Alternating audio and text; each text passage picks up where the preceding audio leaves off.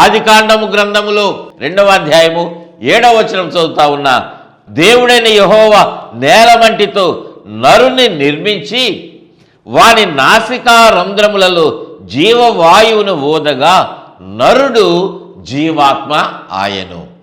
మొట్టమొదటగా మానవుణ్ణి చేసినప్పుడు దేవుడు ఏం చేశాడు అంటే భూమి మీద ఉన్నటువంటి నేల మంటితో నరుణ్ణి తయారు చేశాడు. ఒక బొమ్మను తయారు చేశాడు కదా దేవుని బిడ్డలారా.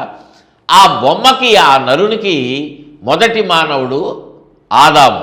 ఈ సృష్టి అంతటికీ మూల పురుషుడు మొదటివాడు ఆదాము. ఇది మనందరికీ తెలుసు. ఆదామును గురించినటువంటి మాట మనకు తెలుసు. అయితే ఒక మాట మీరు ఆలోచించేయండి, ఒక మాట గమనించండి. దేవుడు ఆ మట్టిని సేకరించినప్పుడు తాను అక్కడ కూర్చొని భూమిని తయారు చేసి కూర్చొని భూమి మీద తన ప్రక్కన ఉన్నటువంటి ఆ మట్టిని అలా తీసి గుప్పెడితోటి తీసి ఆ మట్టిని ఒక బొమ్మగా చేసి అందులో దేవుడు జీవాయువును ఊదాడా, లేకపోతే ఆ భూమి అంతటా కూడా అన్ని ప్రదేశాలలో ఉన్నటువంటి మట్టిని సేకరించాడా అంటే మనం చెప్తాము ఖచ్చితంగా ఒక మానవుని తయారు చేయడానికి అంత తిరుగుతాడండి. ప్రక్కనే అలా కూర్చొని గుప్పెడితో మట్టి తీసుకొని తయారు చేసి ఉంటాడని చెప్తాం. ఎందుకంటే మీరు ఎలా తయారు చేస్తారు? సృష్టిని తయారు చేయాల్సినటువంటి బాధ్యత దేవుడు మీకు అప్పగిస్తే మనం జనరల్గా అలానే చేస్తాం, కానీ దేవుడు అలా చేయడా. ఎలా తెలుసండి మీకు? దేవుడు ఆ సృష్టిని చేసినటువంటి దినమున మీరున్నారా? మీరు చూసారా? దేవుడు మీతో ఏమైనా మాట్లాడాడా అనుకోవచ్చు, కానీ సైన్స్ మనల్ని ఈ విషయంలో మన కన్నులు తెరవబడేటట్టు చేస్తూ ఉంది. మూసుకుపోయినటువంటి మన కన్నులు తెరుచుకునేలాగా చేస్తూ ఉంది. ఎలాగా ఆలోచన చేద్దాం. మన శరీరంలో చూస్తే కొన్ని మూలకాలు ఉన్నాయి. మనకు మెగ్నీషియం ఉన్నది, కాల్షియం ఉన్నది, భాస్వరం ఉన్నది. కొన్ని ప్రాముఖ్యమైనటువంటి విషయాలు మూలకాలు అనేటువంటివి మన శరీరంలో ఉన్నాయి కదా. కాల్షియం లేదనుకోండి, ఉదాహరణగా మన ఎముకలు అనేటువంటివి గట్టిగా ఉన్నాయంటే కారణం ఏంటి? కాల్షియం. ఇలానే మన శరీరంలో ఉన్నటువంటి అవయవాలన్నీ, మన శరీరము నిర్మాణమైనటువంటి రీతి మీరు బుక్స్లో చదవండి, సైన్స్ చదవండి, మీకు అర్థమవుతుంది. దేవుని బిడ్డలారా, ఈ ఆ మాటలోనికి నేను డీప్గా వెళ్ళట్లేదు, కానీ ఒక మాట మీకు పరిచయం చేశాను. అంటే మనకు ఇవన్నీ కూడా ఒక్కొక్క దగ్గర ఒక్కొక్కటి తిరుగుతూ ఉన్నది. మనం ఇనప ఖనిజం అనేటువంటిది కొన్ని ప్రాంతాల్లో ఉంటుంది, బంగారం అనేటువంటిది కొన్ని ప్రాంతాల్లోనే ఉంటుంది, అలానే వజ్రాలు అనేటువంటివి కొన్ని ప్రదేశాల్లోనే ఉంటాయి. ఈ మైన్స్ అనేటువంటివి, ఖనిజాలు అనేటువంటివి కొన్ని ప్రదేశాల్లోనే ఉంటాయి. మనం చూస్తూ ఉన్నాం అనేక ప్రాంతాల్లో ఉన్నటువంటి ఆ శ్రీకాకుళము, విశాఖపట్నం, విజయనగరం ఆ ప్రాంతాలలో కొంతమంది రంగు రాళ్ల కొరకు త్రవ్వుతూ ఉన్నారంట. న్యూస్లో చెప్తా ఉన్నారు కదా. ఇవన్నీ కూడా ఏంటి? కొన్ని ప్రాంతాల్లోనే ఉన్నాయి. ప్రియ దేవుని బిడ్డలారా, అలానే మన శరీరంలో ఉన్నటువంటి మూలకాలు కొన్ని ప్రాంతాలలో ఉన్నాయి. అవన్నీ దేవుడు సేకరించి మట్టిని, ఆ మట్టంతా సేకరించి దేవుడు నిన్ను నన్ను తయారు చేయటానికి, ఆదామును తయారు చేయటానికి ఆయన ఉద్దేశించిన వాడుగా ఉన్నాడు. దేవునికి మహిమ కలుగునుగాక. హల్లెలూయా, హల్లెలూయా. ప్రియ దేవుని బిడ్డలారా, అంటే మానవుణ్ణి తయారు చేయడానికి దేవుడు ఎంత శ్రద్ధ తీసుకున్నాడో కదా. దేవుడు మానవుణ్ణి తయారు చేయడానికి ఎంత శ్రద్ధ తీసుకున్నాడో కదా.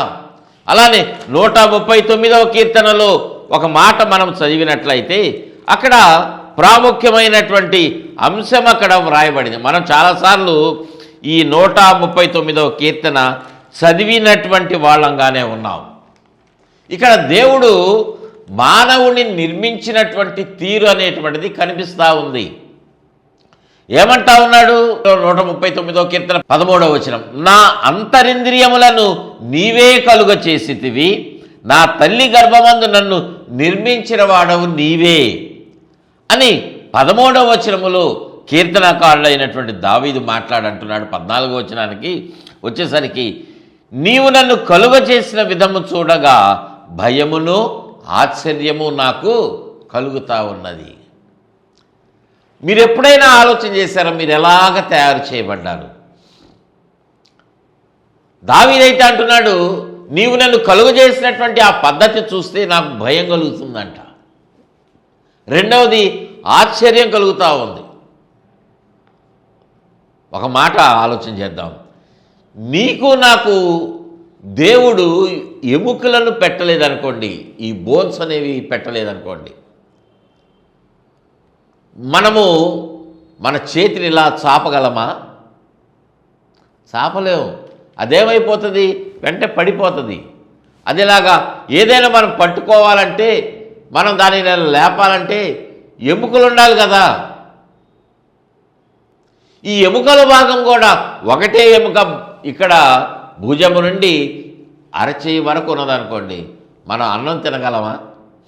ఒకసారి మీరు ట్రై చేయండి. మీ చెయ్యి బెండ్ చేయకుండా, వంచకుండా మీ నోటికి ఏదైనా పెట్టుకుంటారా? పెట్టుకోలేరు. మీ జీవితంలో మీ అంతటి మీరు అన్నం తినలేరు. మీరు ఇలాగా మీ పక్కన వాళ్ళకి తినిపించడమే, మీ పక్కన వాళ్ళు మీకు తినిపించడమే. దేవుడు మనల్ని తయారు చేసినటువంటి తీరు చూస్తే చాలా ఆశ్చర్యము. ఆ మాట అని అంటున్నాడు 15వ వచనంలో, 139వ కీర్తన 15వ వచనంలో, నేను రహస్యమందు పుట్టిన నాడు. చూడండి, భూమి యొక్క అగాధ స్థలములలో విచిత్రముగా నిర్మింపబడిన నాడు. మనం ఎక్కడ నిర్మించబడ్డాం? భూమి యొక్క అగాధ స్థలములలో నిర్మించబడ్డామంట. నువ్వు అనుకుంటున్నటువంటి తీరు వేరు, దేవుడు నిన్ను తయారు చేసినటువంటి తీరు వేరు. ప్రియ దేవుని బిడ్డలారా, మనము దేవుని చిత్తమైతే ఈ 139వ కీర్తన మనము ప్రత్యేకంగా ఒక అంశంగా మనం ధ్యానం చేసుకుందాం, మానవ నిర్మాణముల గురించి. ప్రియ దేవుని బిడ్డలారా, మనకు తెలియనటువంటి ఆలోచన దేవుడు నీ పట్ల నా పట్ల కలిగినటువంటి వాడుగా ఉన్నాడు.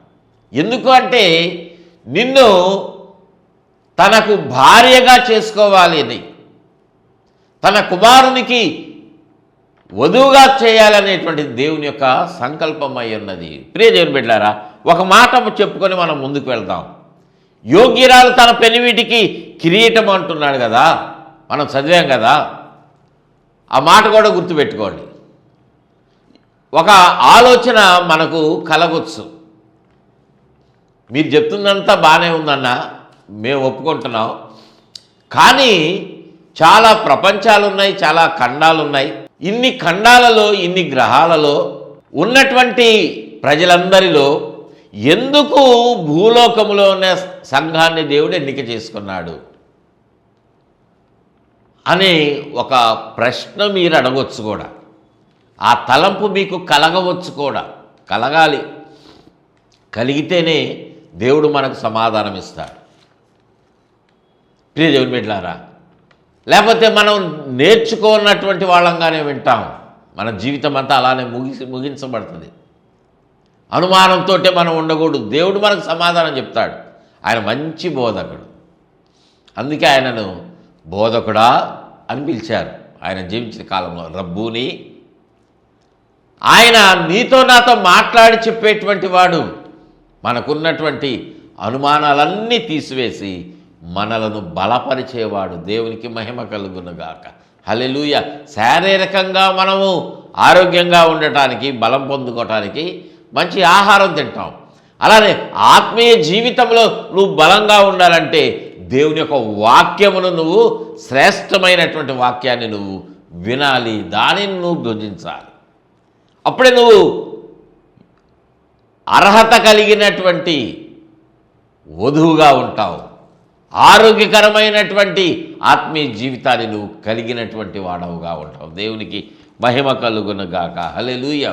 ఎందుకంటే సామెతల గ్రంథము 31వ అధ్యాయములో 11వ వచనంలో, ఆమె పెనిమిటి ఆమె యందు నమ్మకముంచును.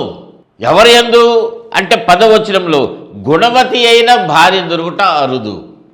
ఎవరైతే గుణవతిగా ఉన్నటువంటి ఆమె ఉన్నదో, ఆ లక్షణం ఉన్నటువంటి స్త్రీ ఉన్నదో, ఆమె పెనిమిటి, ఆమె భర్త ఆ భార్య పట్ల నమ్మకం ఉంచుతాడంట. దేవునికి మహిమ కలుగునుగా. నువ్వు గుణవతి అయినటువంటి ఆ భార్యలాగా ఉంటే నీ పెనిమిటి నీ మీద నమ్మకం ఉంచుతాడు, ఈ లోకరీతిగానైనా పర సంబంధంగానైనా. చాలామంది నమ్మకం ఉంచట్లా. ఈ లోకంలో ఈ విశ్వంలో ఉన్నటువంటి ప్రజలందరూ, విశ్వమన్నా నేను ప్రపంచంలా, ప్రపంచాలు అనేకమైనటువంటివిగా ఉన్నవి, మనకు కనబడనటువంటి ప్రాంతాలు, మనకు కనిపిస్తున్నటువంటి దేశాలన్నీ ఈ ప్రపంచంలోనే ఉన్నాయి. కానీ విశ్వము వేరు, విశ్వము వేరు. ఇలాంటి ప్రపంచాలు అనేకమైనటువంటి ఉన్నటువంటిదే విశ్వము. దేవుడు ప్రపంచములను నిర్మించినటువంటి మాట హెబ్రీయులకు రాసినటువంటి పత్రికలో పౌలు ద్వారా తెలియజేయబడింది. ప్రియ దేవుని బిడ్డలారా, ఒక మాట జ్ఞాపకం పెట్టుకోండి. ఈ భూమి మీద ఉన్నటువంటి సంఘమును మాత్రమే పరిశుద్ధాత్మ దేవుడు కోరుకుంటా ఉన్నాడు. ఆమె నమ్మకమైనటువంటిదిగా దేవుడు భావిస్తూ ఉన్నాడు. అయితే ఇంకొక అనుమానం కూడా రావచ్చు. ఎందుకు భూమినే దేవుడు కోరుకుంటున్నాడు? భూమి మీద ఉన్నటువంటి ప్రజలు దేవుణ్ణి సన్నిధిలో పాపం చేశారు కదా. దేవదూతలు ఉన్నారు, వాళ్ళు పాపం చేయలేదుగా. వారిని ఎందుకు దేవుడు వివాహం చేసుకోవడు? వారిని గురించి యోగ్యురాలని ఎందుకు స్టేట్మెంట్ ఇవ్వలేదు అని ఆలోచన కూడా రావచ్చు. అంశంలోనికి వెళ్తున్నాను, జాగ్రత్తగా ఈ మాటలు వినండి. అటు ఇటు మీరు తిరగొద్దు, జాగ్రత్తగా వినండి. మీరు యూట్యూబ్లో చూస్తూ ఉన్నా, ఛానల్లో టీవీలో ఈ మాటలు వింటా ఉన్నా, జాగ్రత్తగా వినండి. పాయింట్స్ నోట్ చేసుకోండి తప్పనిసరిగా. మీరు మరొకసారి ధ్యానం చేసుకోవడానికి ఉపయోగపడుతుంది. వినండి జాగ్రత్తగా. ప్రియదేవుని బిడ్డలారా, పరలోకములో ఉన్నటువంటి కోటాను కోట్ల దేవదూతలు వారు పరిశుద్ధులే. అపవాదితోటి పడద్రోయబడినటువంటి దూతలందరూ కూడా సాతానులుగా, అపవాదులుగా మార్చబడ్డారు. కానీ పరిశుద్ధులుగా ఉన్నారు. దేవుని యందు విశ్వాసంతో దేవుని ఆరాధన చేస్తూ పరలోకంలోనే ఉన్నటువంటి వాళ్ళు ఉన్నారు. వారిని విడిచిపెట్టి దేవుడు భూమి మీద ఉన్నటువంటి వారిని, భూమి మీద అంటే ఈ విశ్వంలో ఉన్నటువంటి వారిని విడిచిపెట్టి భూలోకములో ఉన్నటువంటి వారిని, భూమి అనేటువంటి గ్రహము మీద ఉన్నటువంటి వారిని ఎందుకు యోగ్యురాలని ఎంచుతా ఉన్నాడు అంటే, జాగ్రత్తగా వినండి. పరలోకములో ఉన్నటువంటి తేజోవాసులు దేవదూతలు కానీ, ఇతర గ్రహాలలో ఉన్నటువంటి మనుషులు కానీ విమోచించబడలేదు.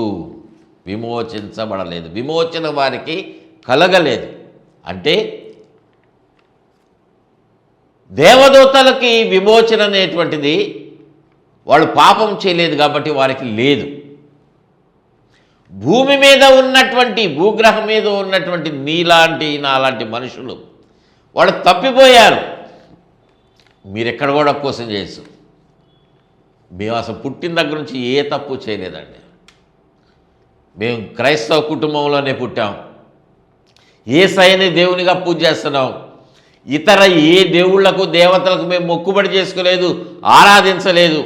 మేము పుట్టినది మొదలుకొని దేవుని ఆజ్ఞలన్నీ పాటిస్తూనే ఉన్నాం. దశభాగం ఇస్తున్నాం, ప్రత్యేక అర్పణలు ఇస్తూ ఉన్నాం. మా ఇంటికి పాస్టర్ వస్తున్నారు, ప్రార్థన జరుగుతూ ఉంది. మేము మందిరానికి వెళ్తున్నాం, ప్రార్థన చేస్తున్నాం. దేవుని యొక్క పరిశుద్ధాత్మ వరములతోటి మేము అభిషేకించబడ్డాం. 9 కృపావరాలు మేము పొందుకున్నాం. మాకు ఇంకా బాప్తిజం పొందాల్సినటువంటి అవసరమే లేదు.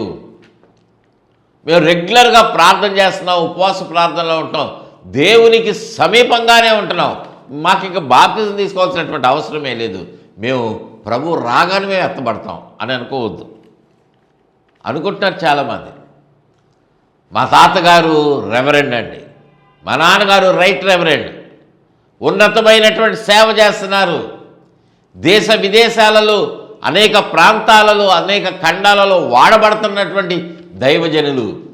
మా నాన్నగారు చేపెడితే దురాత్మలన్నీ పారిపోతున్నాయి, స్వస్థతలు వస్తూ ఉన్నాయి. ఆ కుటుంబంలో నేను పుట్టా. నేను చేపెడితే దేవుడు నాకు అటువంటి కృపనిచ్చాడు. మంచిదే. కానీ దేవుని ప్రేమ నీ మీద ఉన్నది. కానీ నువ్వేం చేయాలి? యోగ్యురాలుగా నువ్వు ఉండాలంటే నీకు ఉండాల్సినటువంటి లక్షణం ఏంటి? నీవు ఈ లోకరీతిగా ఏ పాపం చేయలేదు, కానీ తల్లిదండ్రుల కలయిక ద్వారా ఈ లోకంలో నువ్వు పుట్టావంటే దేవుడు దానిని జన్మ పాపముగా చూస్తూ ఉన్నాడు. దేవునికి మహిమ కలుగునుగాక. హల్లెలూయా. తల్లిదండ్రుల యొక్క కలయిక ద్వారా, తల్లిదండ్రుల ద్వారా కాకుండా ఈ లోకంలో జన్మించినటువంటి వారు ఎవ్వరూ లేరు. అందుకే యేసయ్య తల్లి అయినటువంటి మరియ గర్భమున జన్మించాడు. దానికి కారణం యోసేపు కాదు, తండ్రి కాదు, పరమ తండ్రి ఆయన పరిశుద్ధాత్మ దేవుడు. ఆయన ద్వారానే ఆయన ఈ లోకంలోనికి ప్రభువారు జన్మించారు. అందుకే ఆయన జన్మలో పాపము లేదు, ఆయన ఈ లోకంలో జీవించిన విధానములో కర్మలో కూడా పాపం లేదు. దేవునికి మహిమ కలుగునుగాక. హల్లెలూయా. మనం ఈ లోకంలో ఏ జంతువుల రక్తం ద్వారా మనకు విమోచన లేదు.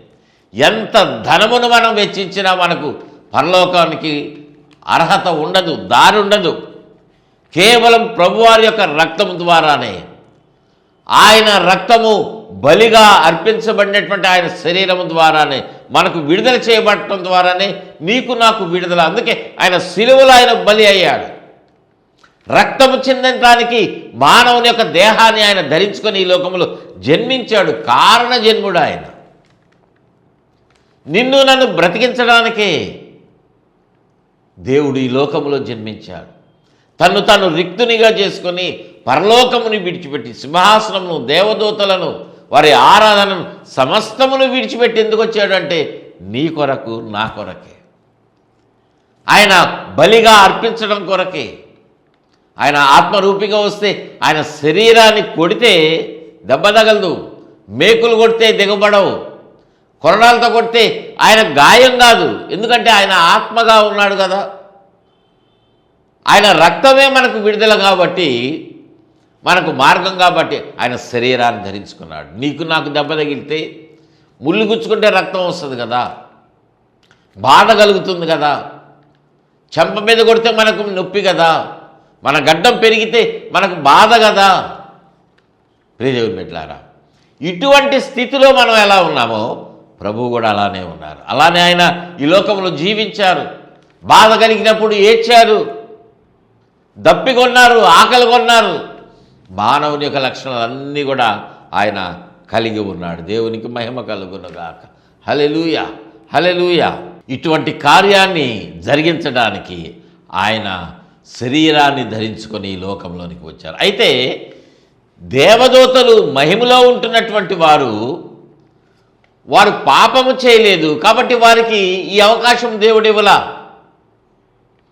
ఈ భూమి మీద ఉన్నటువంటి నీలాంటి నాలాంటి మనుషులకు మాత్రమే దేవుడి యొక్క అవకాశం ఇచ్చాడు.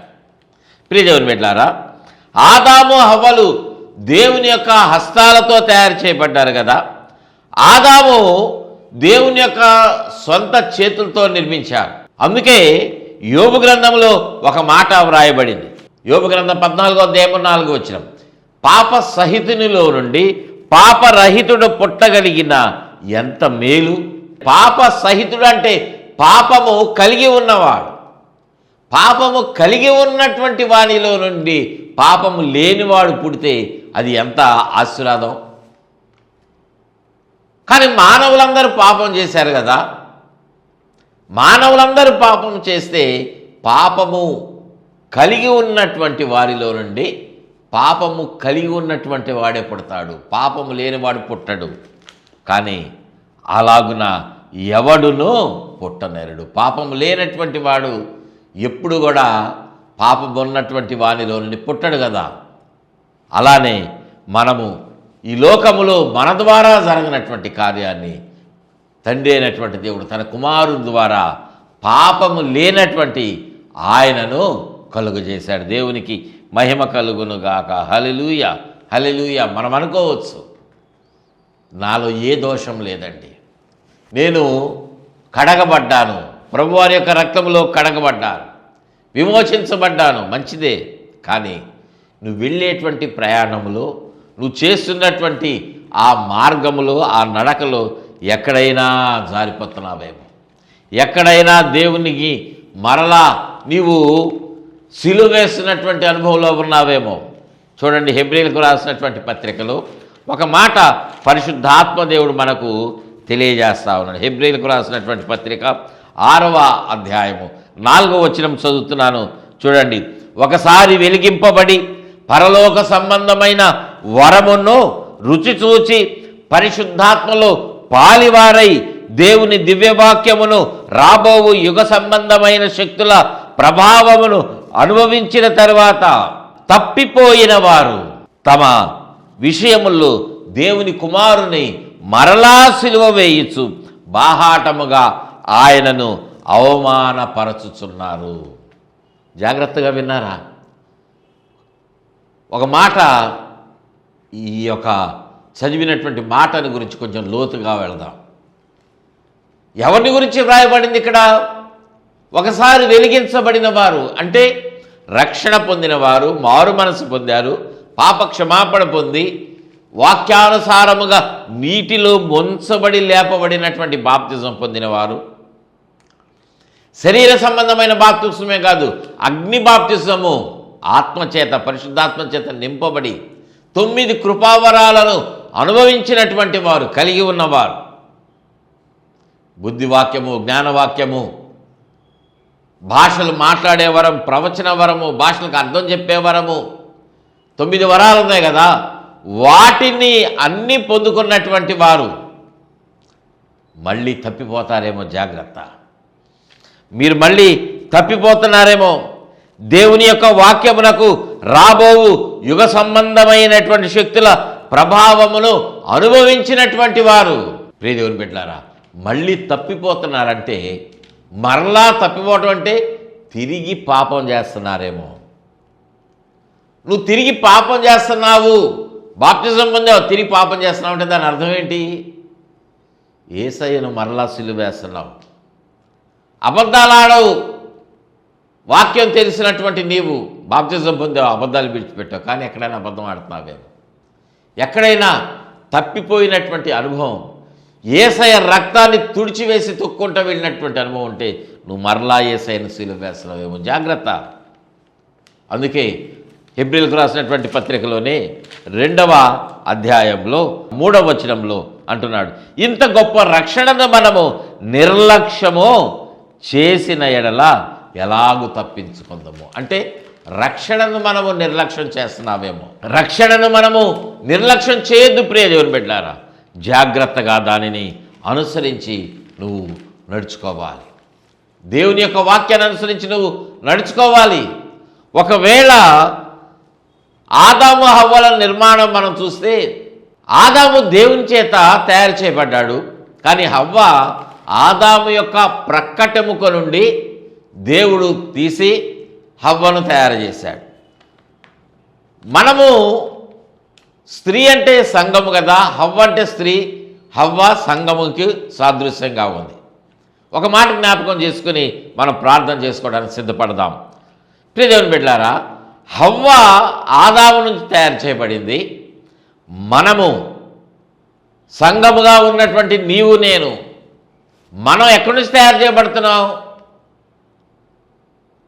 హవ్వ ఆదాము నుండి తయారు చేయబడితే, కడపటి హవ్వగా ఉన్నటువంటి నీవు నేను, సంఘము కడపటి ఆదాము అనేటువంటి పేరున్నటువంటి యేసయ్యకున్నటువంటి మరొక పేరు కడపటి ఆదాం. కడపటి ఆదాం అనేటువంటి మరొక పేరున్నటువంటి యేసయ్యకు కలిగినటువంటి గాయములో నుండి, ఆయన ప్రక్కన పొడవబడినటువంటి ఆ గాయములో నుండి రక్తము నీరు కలిసి వచ్చింది కదా, 2 వచ్చాయి కదా. అలానే ఆ గాయములో నుండి నీవు నేను తయారు చేయబడుతున్నావు. సంఘము నిర్మించబడతా ఉంది. ఈ మాట మనకు ఎలా నిరూపించుకోవచ్చు? ప్రభువులో నుండి మనం ఎలా పుట్టాము అంటే, పేతురు రాసినటువంటి మొదటి పత్రిక 1వ అధ్యాయము 22, 23 వచనాలు చదువుతున్నాను.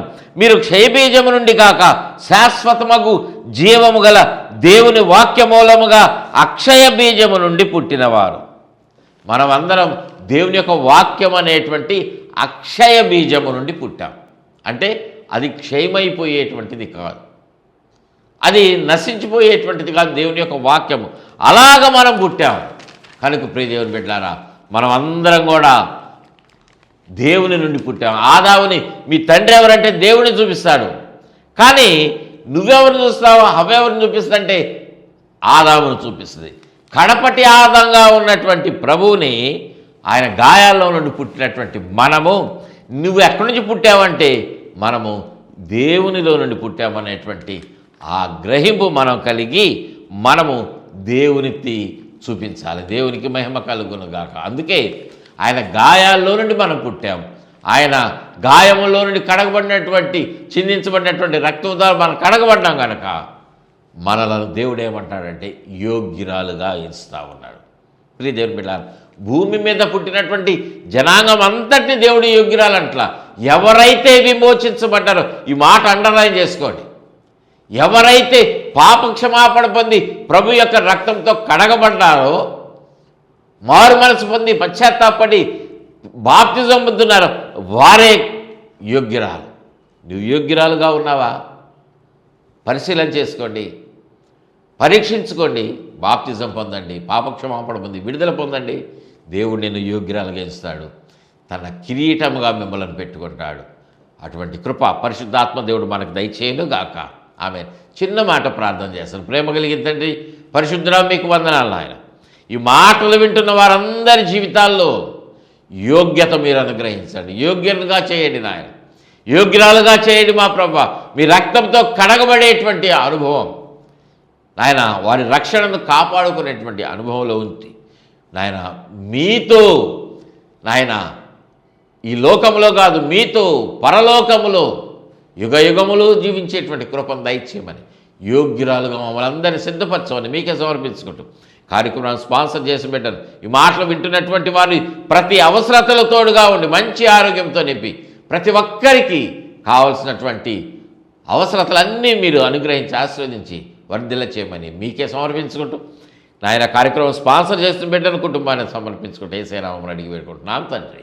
ఆమేన్, ఆమేన్, ఆమేన్. తండ్రి కుమార పరిశుద్ధాత్మ త్రియేక దేవుని దీవెన తోడుగా ఉండి నడిపించి వర్ధిల్ల చేయునుగాక. Amen, amen, amen. God bless you all.